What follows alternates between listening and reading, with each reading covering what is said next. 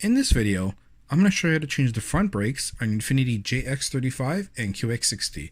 It'll show you everything you need to do step by step and give you all the tools you need. And this is right now on Nexus Auto. What do you need to get this job done?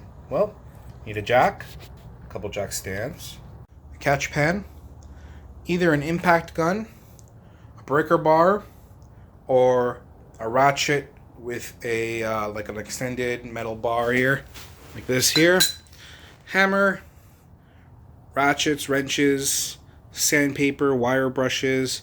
You'll need 17mm and 22mm, whether you're using sockets, wrenches, whatever your works for you. You need some brake cleaner here, caliper lube, disc brake quiet, doesn't hurt, C-clamp, and your new brake stuff. So first you want to check your master cylinder, check your brake fluid level. You want to jack up the car and support it with jack stands. So you want to make sure that the jack stand is supporting the weight, not the jack itself.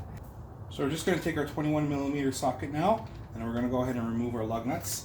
Now I had a locking nut here that I had to remove already. That's a long story, I lost a tool for it. That's why this one's not here, but normally you remove that along with the other four.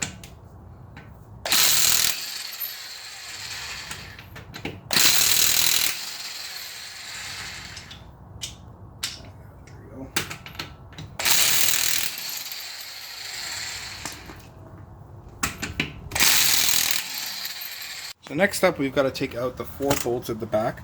If you're just doing the pads, you only have to take out 2 actually. This one and that one there. Those are fairly easy to take out in comparison. Now if you're doing your rotors as well as we're doing here, you got to take out that one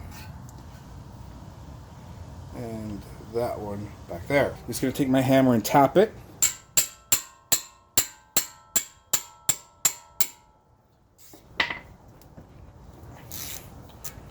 Right, and we do the same for the bottom.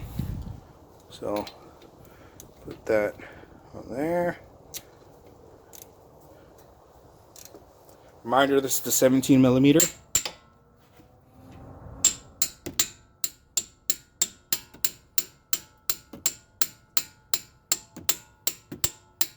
But just by moving the pistons a little bit, most times, as you get it right off.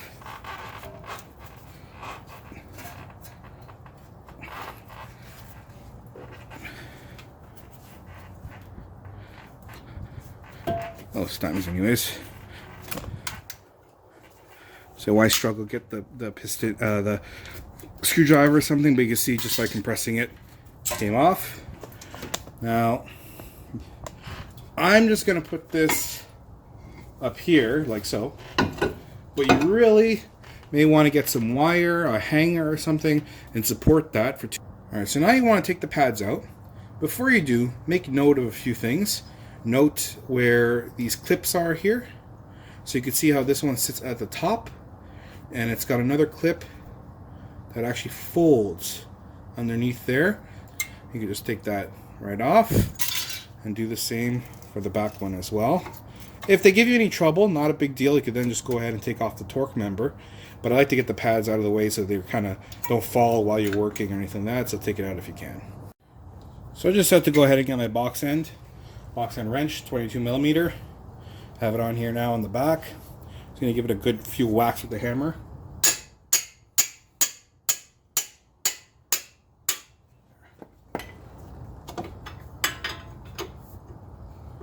Okay, and do the same for the bottom. Okay, so you see I have the bolts almost out. Now they do have thread locker on them, so they get a little tricky to pull out there. So, you know, I start going by hand, but if they get a little tight, like the top one is up here, just gonna get the ratchet and go with it. You just can take the ratchet and go all the way, but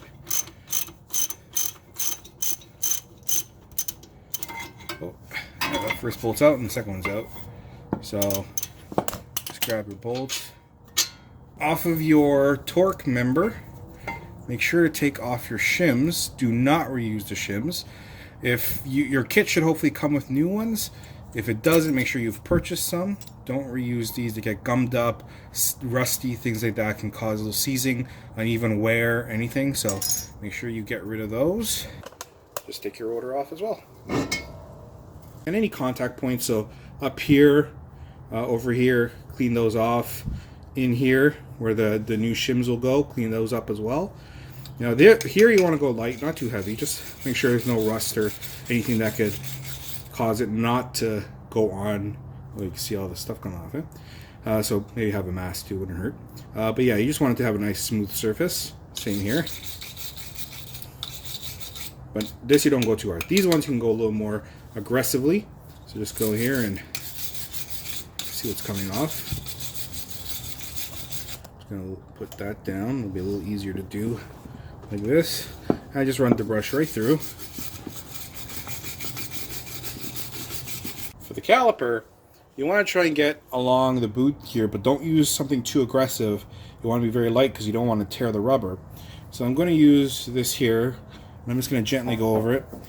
Even if you don't get everything, you're better off than that. You know, I also like to say I know how aggressive I need to be with this, but that comes with experience and time. I don't want to tell you guys, yeah, go nuts on it, and then you end up ripping the boot. So just make sure you're just being very cautious with it, not coming in contact with the rubber. And then when we're looking, we also want to do these points up here.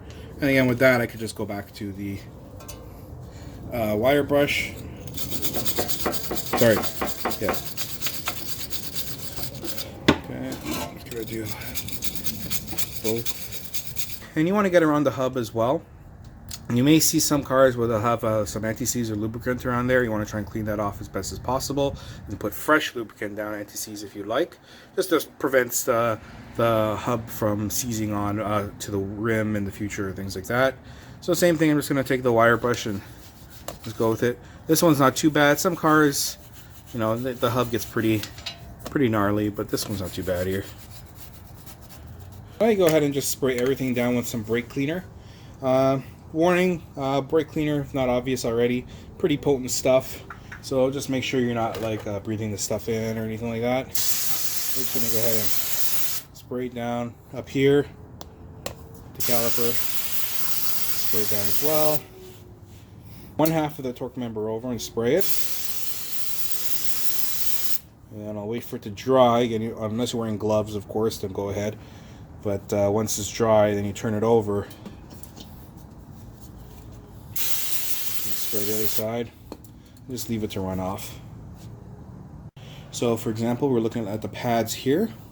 Make sure the clips are all the same.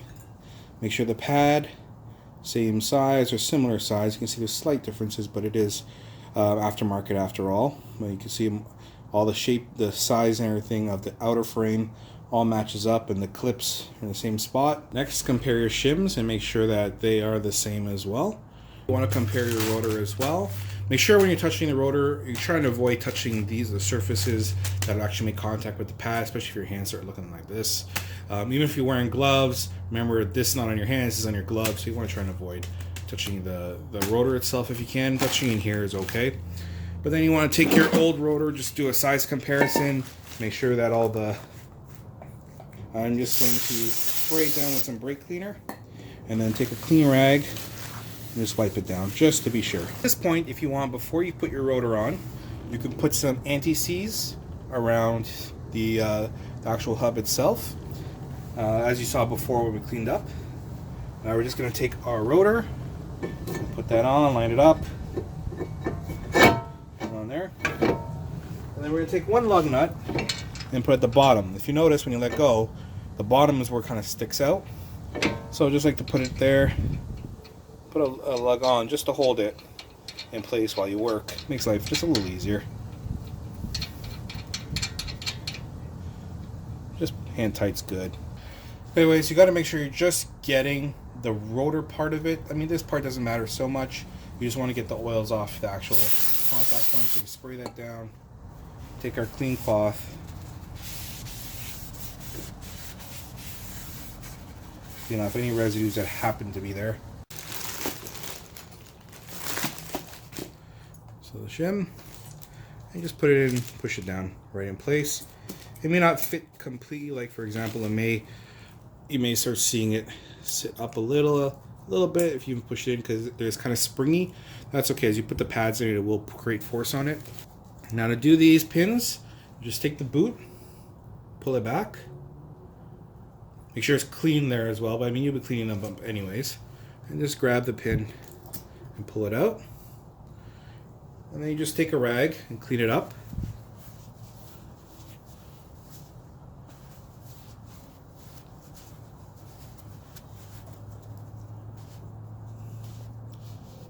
Really want to be diligent as well. You could take a rag or anything like that, put it inside, clean up in there as well. I never really bother with that, but hey, if you want to. Also with the shims here, if you want, you could put some caliper lube, grease, anything like that on the contact points where it meets the pads, here and here. Again, not something I particularly bother with, but hey, these things don't hurt, right? So we just take our caliper pin lube, or anything equivalent. And when it's done, just put that in. And once you push down, the boot here should snap right back over. You want to make sure it's firm, snug. Give it a few up and down motions to make sure it moves freely. You do the same for the top one. So now we're going to go ahead and put on the torque member. So it's just a matter of lining it up, putting the bolts in, and line up the bolts, move around a bit until you see it goes in, and then turn. Once you've got that bolt caught, then you bring the top one and just slide. Because it is not much moving, you just kind of work it around until, again, it catches as well. Now these go to 62 foot-pounds specifically.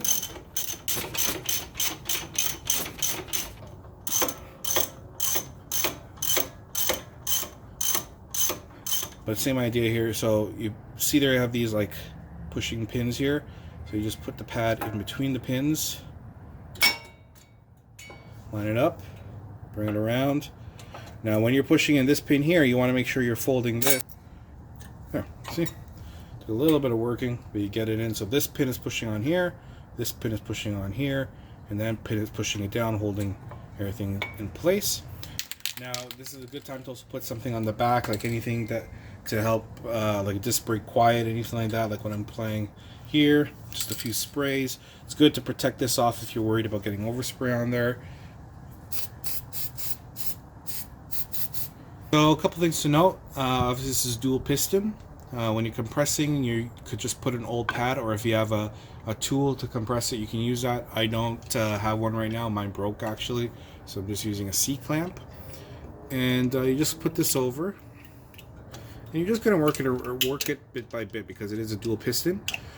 Being careful not to pinch the boot or anything like that, so you want to keep an eye. So you just want to, as this dual piston, you're going to work it side by side. So you work this one a bit, and you'll see it gets to a point where you don't want it to start twisting, or it could cause any type of shifting or anything in the piston. So you go a little bit, loosen it out, move to the next side, compress that down. Keep an eye on your master cylinder while you're doing this. Make sure no fluid comes out. Or again, if you need to open it up. And basically you want to keep doing this until the pistons become pretty much flush. Don't you go anywhere. Flush like this with the boot, see? And now we're going to put the caliper on, so we'll just bring it around.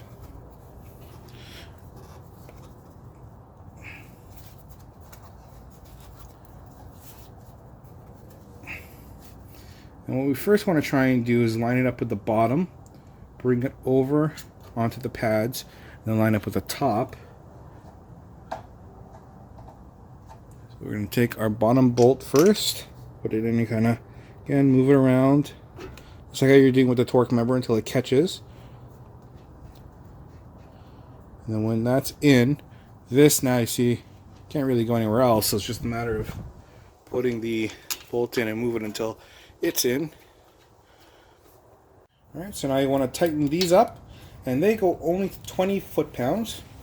So that's pretty much just a little more than hand tight, really. But again, use a torque wrench if you're not sure. Okay, so I have a 22mm wrench on there. And we just again go to 20 foot-pounds. And same thing for the bottom. So now you just put your rim onto the hub.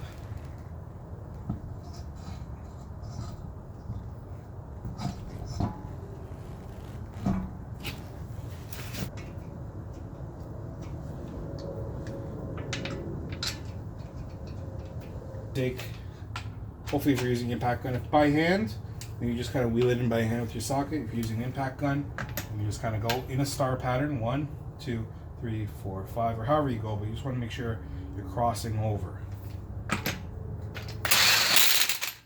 Don't torque these out like crazy just thinking the gun will do the job. Make sure you torque the wheels properly. So now once done, you jack up the car, take out your jack stands. You remove your jack, drop the car down.